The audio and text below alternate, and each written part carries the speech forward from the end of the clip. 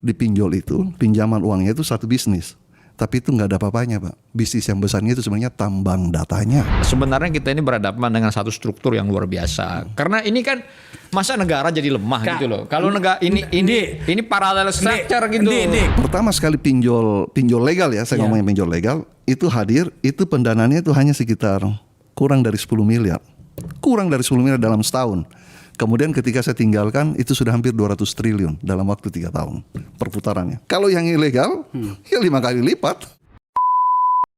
Mulai sekarang OJK, pemerintah, AFPI semuanya berencana mau menghapus pinjol. Mulai dari Akulaku, Kredivo, Shopee, Julo, Kredit Pintar, Uangmi dan segala macam. Senang nggak teman-teman semuanya? Senang nggak gitu loh kalau hal ini terjadi? Ya, senang nggak teman-teman? Diblokir, dihapus, dihilangkan, hutang Anda lunas tanpa dibayar. Mau? Mimpi yang ada gitu loh. Nggak akan mungkin teman-teman semuanya. Ini kenapa sih kalian pada bertanya hal ini semuanya, Bang? Kenapa OJK tidak mau membasmi pinjol?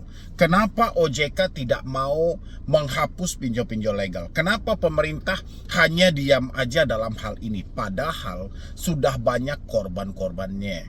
Bukan satu atau dua lagi. Ya, bayangin teman-teman semuanya. Kalau dihitung-hitung korban, ya, yang sudah mengakhiri hidup gara-gara pinjol, saya nggak tahu jumlah persisnya. Yang jelas jumlahnya puluhan bahkan ratusan. Ya, itu yang gara-gara pinjol aja, itu yang viral, yang terliput oleh media aja. Yang tidak terliput oleh media, kita nggak tahu jumlahnya berapa gitu. Banyak banget gitu loh. Tapi pertanyaan Anda bagus sebenarnya. Kenapa OJK tidak mau menghapus dan memblokir pinjol? Kenapa pemerintah hanya diam dan membiarkan? Kenapa lembaga-lembaga lain hanya berkoar-koar segelintiran aja? Dulu saya ingat tuh, MUI pernah menyampaikan pinjol haram. Ya, habis itu Basnas juga pernah masuk waktu itu. Basnas masuk, kita akan bantu semua orang yang terjebak pinjol. Tapi entah kemana hilangnya lagi, kita juga nggak tahu ya. Masuk Kominfo juga menyampaikan pinjol sudah nggak bagus. Pinjol ini pinjam aja sebanyak-banyaknya, berhenti bayar. Udah. Habis itu Bapak Mahfud MD juga menyampaikan pinjol ilegal jangan. Pinjol legal nggak apa-apa. Dan pokoknya macam-macam. Habis itu sampailah puncaknya di 2024. 2024 puncak dari segala-galanya. Ya, satu keluarga, ada 2 keluarga di daerah Kediri sama Tangsel nekat mengakhiri hidup. Kasusnya viral. Ya, sebenarnya jauh hari sebelum ini sudah banyak yang viral. Dari beberapa kampus universitas besar aja di Indonesia ini sudah viral-viral semuanya gitu loh. Ya, dengan biaya UKT pakai pinjol, biaya kuliah pakai pinjol, ketika mau daftar jadi mahasiswa juga harus diminta oleh senior untuk pakai pinjol. Sudah banyak sebenarnya, tapi puncaknya itu di tahun 2024. Ya, dan habis itu sempat juga beredar dan viral juga gugatan 19 orang. Ya, yang mana dia menggugat ke Mahkamah Agung dan itu setengah dari gugatan dia berhasil dikabulkan. Ya, apa yang dilakukan OJK? OJK naik PK waktu itu. Ya kan? OJK tidak puas dengan hal itu. Jadi ya naik kasasi lah dia, ya kan. Jadi kalau teman-teman semuanya berharap, kenapa OJK tidak mau menghapus pinjol? Saya tidak bisa menjawab secara pasti. Mungkin teman-teman bisa menjawab, isi aja di dalam kolom komentar. Tapi saya bisa memberikan sedikit gambaran. Saya ingat itu salah satu wawancara yang mana di podcast Bapak Faisal Akbar. Ya, nanti Anda lihat. Itu yang diwawancarai waktu itu sebagai narasumbernya adalah mantan petinggi OJK.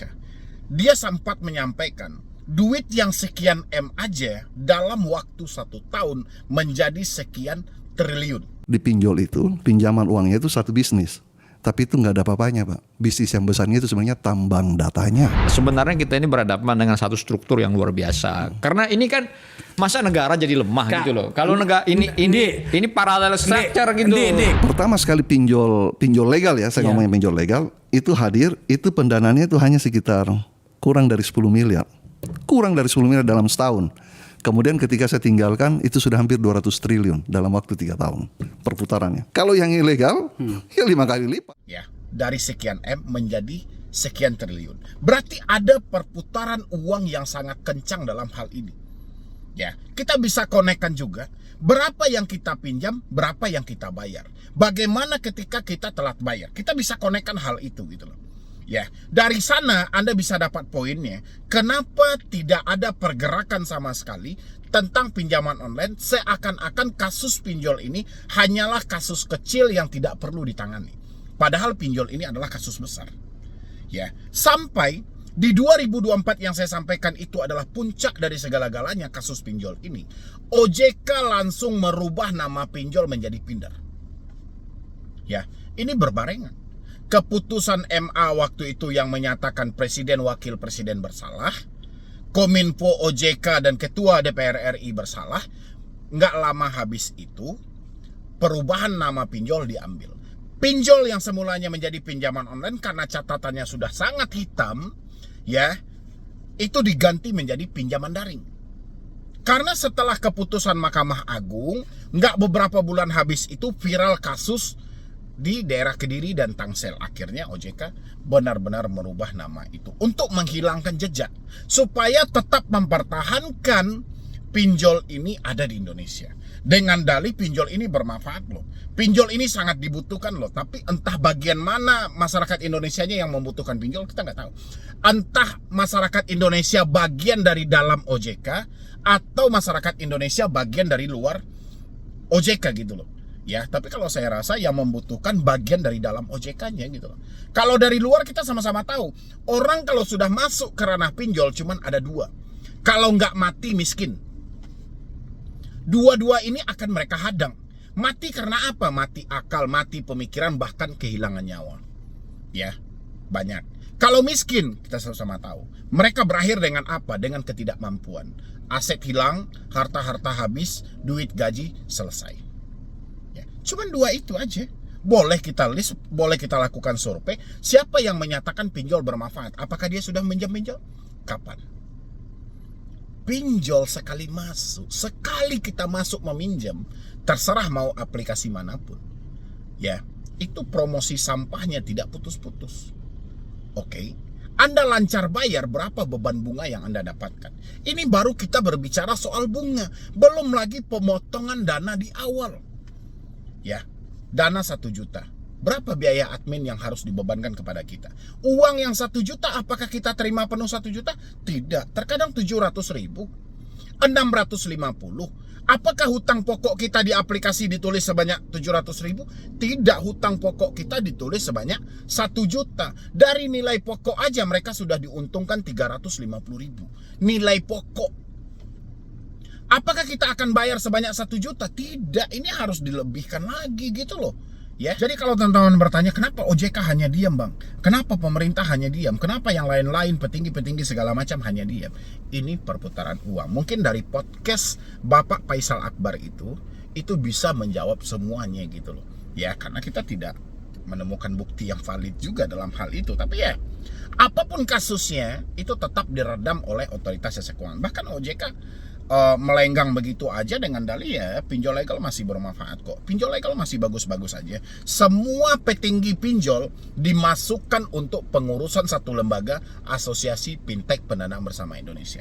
Anda lihat siapa ketua besar dari AFPI ini.